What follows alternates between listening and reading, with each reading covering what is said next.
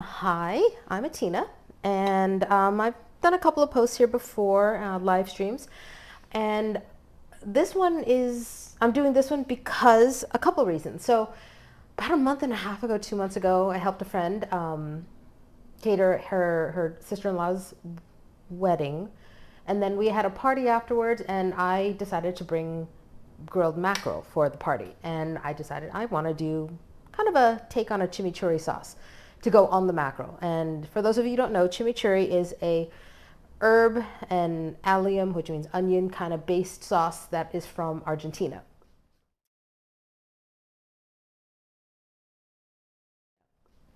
The sauce is super, super yummy, lots of fragrance, lots of aromatics, lots of everything in it. So I was thinking, well, you know what? Why don't I make it Asian? Throw in some more Asian ingredients like, green onions, scallions and cilantro, ginger, some Thai chilies, lemon and lime. I basically just cleaned out whatever I had. So that's what I'm doing here today. So I don't know if you can see this. So I've got some citrus. So I've got shallots, ginger, limes and lemons, and then some bird-eye chilies, the red chilies that are super yummy. I have a whole basket of cilantro and scallions or green onions. And then I have garlic. So I usually always keep lots of different forms of garlic, whole garlic as well as chopped garlic, crushed garlic. If I don't have enough, I'll show you a little handy dandy thing that I picked up while I was living in Taiwan, and it chops up garlic so easily and so quickly. I also have some different vinegars. This is a coconut vinegar that is from the Philippines. This is just a rice wine vinegar. I'm going to be putting fish sauce in it and a little bit of sesame oil. Typically, it's just a regular oil that they use for chimichurri. There is acid, usually like a red wine vinegar and such like that. And I don't have any proportions. I kind of just do it. That's just kind of how I cook. So I'm going to do the same thing here. So we're just going to start. I'm going to grab some green onions because they're one of the easier things to just kind of chop up and get going. Cilantro makes kind of a mess because the leaves tend to cling to everything. So I'm just going to cut off the ends, put that in my compost box. And I'm using one of my new favorite knives. This knife, I don't know if you can see that, how well you can see it or not. So this knife is actually a very special knife. It is made in Taiwan, and it's from an island called Kinmen, and Kinmen is on the western part, an island off the western coast of Taiwan, northwest, I think. And it's very close to mainland China. And during the war, I think World War II, don't quote me, during the war, mainland China would bombard Taiwan with bombs, specifically this one island. And so much so, and so regularly, that the locals who lived on this island were able to, every evening at a certain time, they would just go into the bomb shelters. So as a result of years and years of multiple daily bombings, there is an accumulation, this massive accumulation of used ordnance and old bombs on Kinmen. This knife is made from those bombshells. So it's kind of cool that something really useful has come out of a discarded implement of destruction. So I've always thought that was cool. And it was gifted to me by a dear, dear friend who still lives in Taiwan. Hi, Helen. I love you and miss you.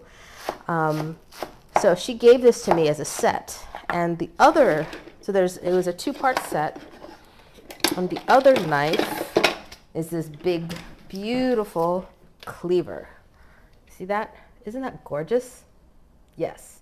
Helen rocks. We love Helen. Helen is an amazing woman, generous, big-hearted, love her to death. So like I said earlier, I first made this sauce for a party a couple months ago.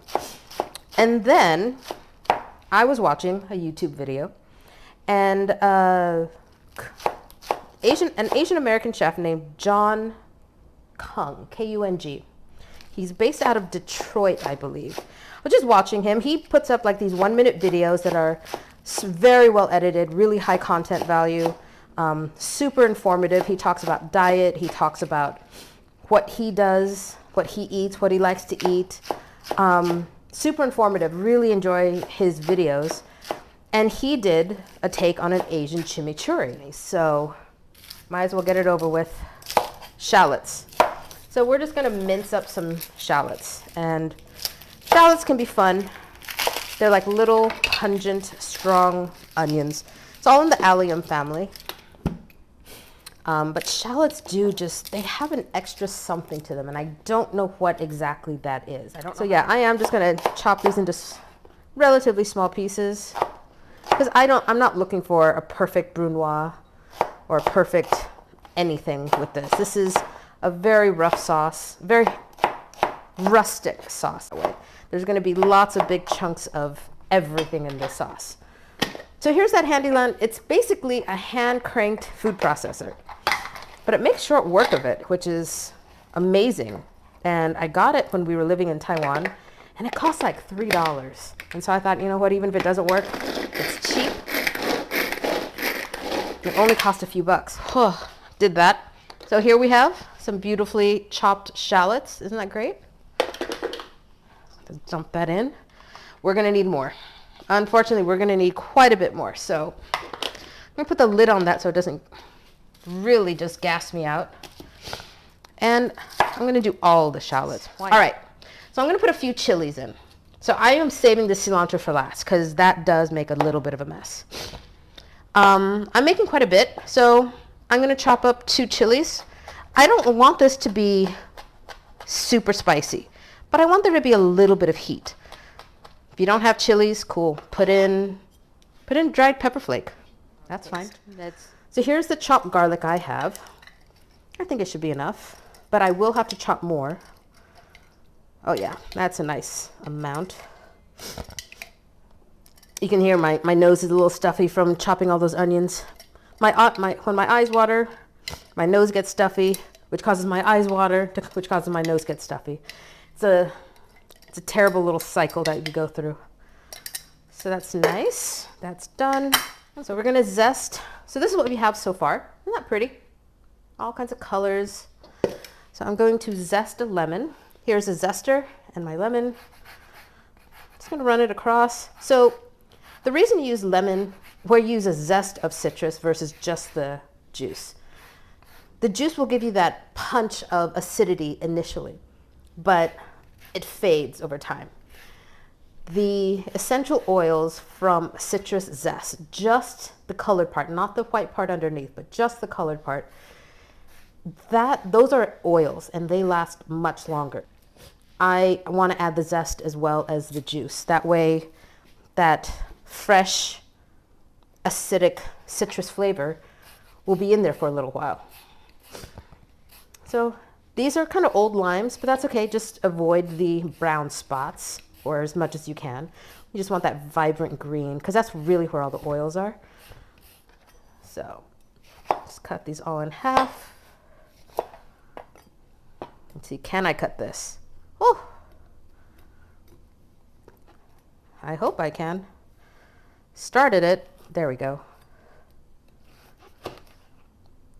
We'll see how much juice I can get out of these. But be careful when you're cutting old citrus, because if it shoots out, so here's a little, if I can, well, you see this is a lemon. You see how wide that pith is, that white bit? Here is one of the limes. I already zested it. So there's less of it.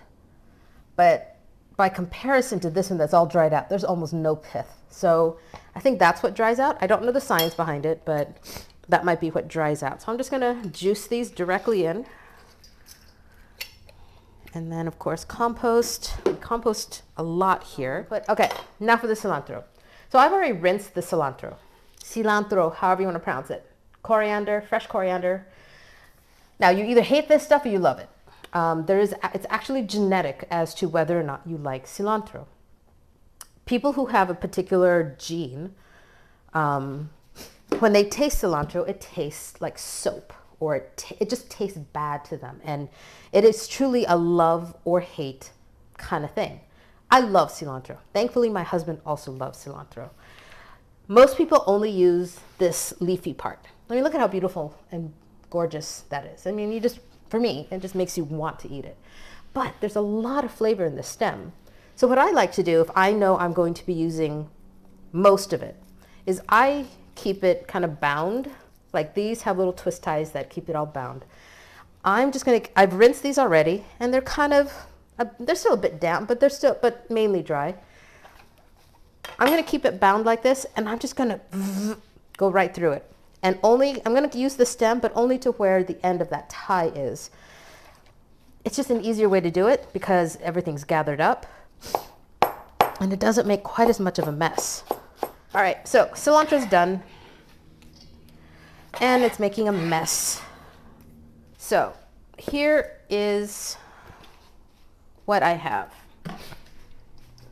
I have a big bowl. All you can see is the cilantro, but in here is the green onions, the shallots, the garlic, the cilantro, the ginger, the lime zest, the lemon zest, the lime juice, the lemon juice. And now we're going to start putting some of these other things in it. So I'm going to start with this. This is a Filipino vinegar. It is, I believe that this is a coconut vinegar. So, cane vinegar. It's a cane vinegar with coconut. It smells like vinegar, in all honesty. It smells like vinegar, but there's a little bit more there. Can't describe exactly what it is, but I'm just going to pour. Might as well use it all. I need to get a new bottle anyway. That goes in recycling. So then I am also going to put some fish sauce. Now, fish sauce is an amazing product. It is so good. It can be much for some people, but so it is gluten-free. This contains anchovies and sea salt. So basically, the process to make a fish sauce is they take fish, and in this case, anchovies, and they salt it. And then I think they put it in vats, and they just let it ferment. And it sits, and it sits, and it sits. And sometimes they use fish guts, sometimes they use whole fish, skins, throwaway parts. Whew! It's fishy. It is very fishy, but it adds a little extra something. It adds a different dimension. It adds a different layer of flavor that you don't get from anything else. Again, this is one of those things. Use a little sparingly. You can always add more.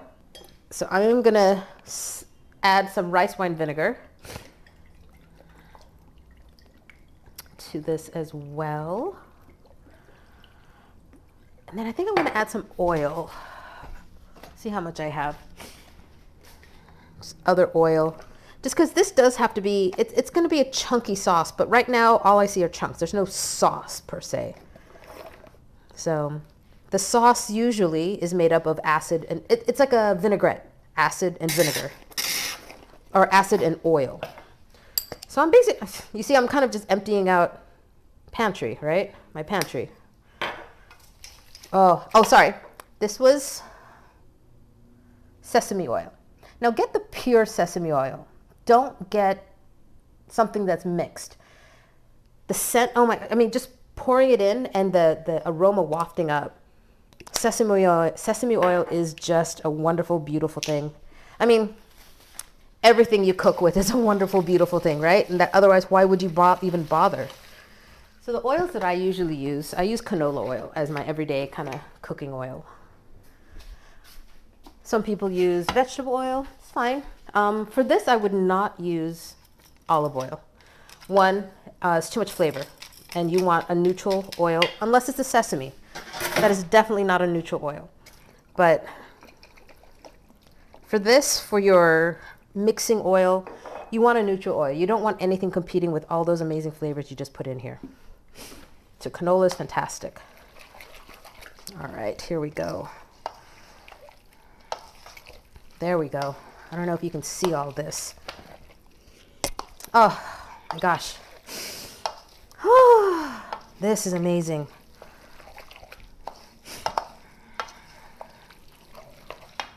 So the way you taste is your mixing spoon. your mixing utensil, whatever. You grab some and you put it, you don't touch it too, but you put it near and you drop some stuff on a spoon. And that's what goes in your mouth. And oh my gosh, that needs sugar. Oh, that's a lot of acid in there. Oh my gosh. So I'm adding some just plain white sugar. I'm not wanting to add flavor. Otherwise I would have used cane sugar, palm sugar, honey. All of those are amazing sweeteners because they add something more than just sweetness. They add a different flavor. I don't want to add flavor. I just want sweetness. Okay, those chilies. Whew, I'm going to try to fish some out. You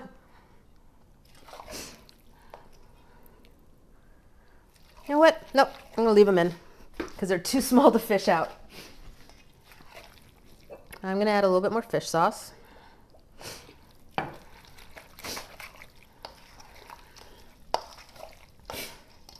And see how that goes. And I'm going to add a little bit more sugar.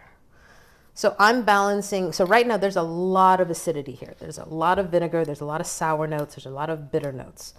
I need to balance that out with some sweetness and funkiness. The heat is just right. Man, do I want more funky in there?